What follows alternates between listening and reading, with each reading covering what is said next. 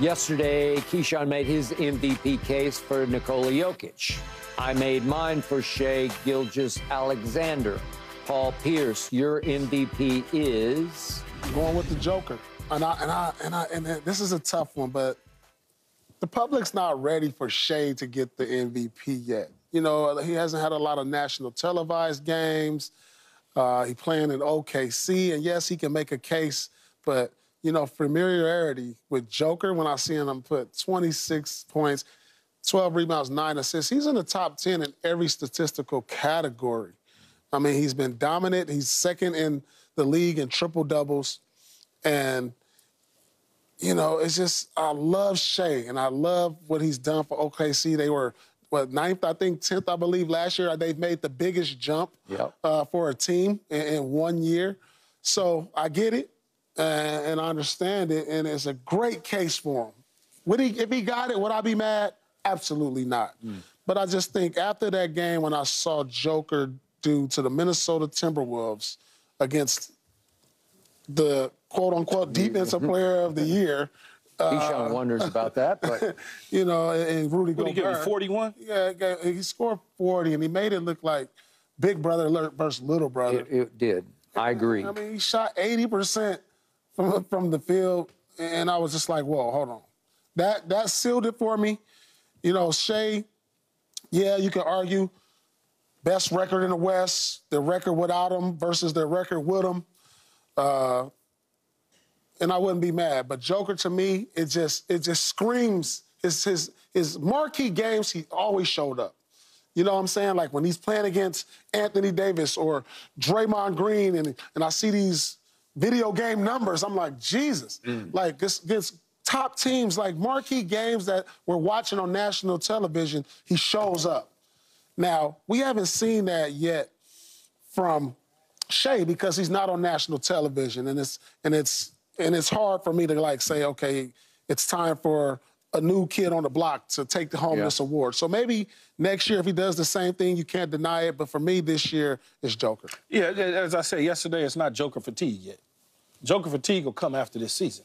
And now if Shai duplicates what he did this year, it puts him in the same sort of position, then it'll most likely go to him. As you've been covering this stuff for a long time, Skip, this is how it goes. It's guy wins it, another guy's on his heels, and then eventually he gets it. Just think about Embiid for a couple years. It was Embiid, and he finally broke through, finally got the MVP. So, and on top of that, there's not very many people that think OKC is going to go all the way. There's not very many people that think that. Maybe an OKC fan, but the NBA doesn't believe that. Yeah. They believe Denver's the team. And if Denver's a team and you got the MVP on the team, then you're going to give it to Joker. It's just, that's just what it's going to be for this year.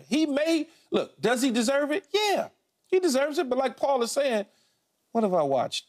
2 OKC games this whole year? Yeah. I mean, like literally against the Clippers and the Lakers. And that's the only time I'm dialing into it. So you don't get an opportunity to see him on a nightly basis like you see some of these other guys that may be mentioned in the MVP conversation, and he's still relatively young. And, you know, and Joker is hot, and he's the hot name, and the team is the hot team. So he gets the nod. All right. So you're probably asking the wrong guy because I probably watch 90% of their games, but I'm going to watch because I'm from there. And I'm liking this team more than I like the Durant, Westbrook, James Harden teams. I never was a big Westbrook fan. You know how I feel about him. So it kind of turned me a little off, even though I love KD. KD did win an MVP in OKC, so it's doable. I mean, it's not like it's out there and it's lost, you know, where you can't do anything there. KD got a lot of national TV commercials. But they also had a bunch of personalities, and they were really good. They did. And by the way, Shai and Chet now have a national TV commercial where they're walking down the steps, going back and forth, singing to each other, and it's pretty good. So at least they got that going for them. Here's my point. I kept telling you down the stretch, if Oklahoma City somehow finishes with the 1 seed, I got to give it to him because this is impossible. The turnaround's impossible. To go 57-25 in a loaded West with Golden State as the 10 seed, and you went 57-25 and you don't have a Jamal. There's no co-star there. There's Jalen Williams, and there's Josh Giddey, and but there's that was Chet. to me, that was a sneak up on people, though. What? The 57 was like a sneak up. Like people wasn't really didn't take ready. him seriously, and well, they just... yeah, wasn't really ready for him. Yeah, but the second half of the year, I think people were taking him real seriously, and they couldn't stop Shea because he is as deadly from mid-range as KD can be, where he just gets to his spot and goes up, and you can't stop it. Elbow, elbow, whichever elbow, just choose one. He'll get to his spot and go up, and it will swish, man. He will just keep bucket you. And he makes clutch shots. He made a bunch of big clutch game winners. And there's no co-star because all the kids are still just kids. Lou Dort and Isaiah Joe and all, you know. And that team went 57-25 because of him, because he averaged 30 a game.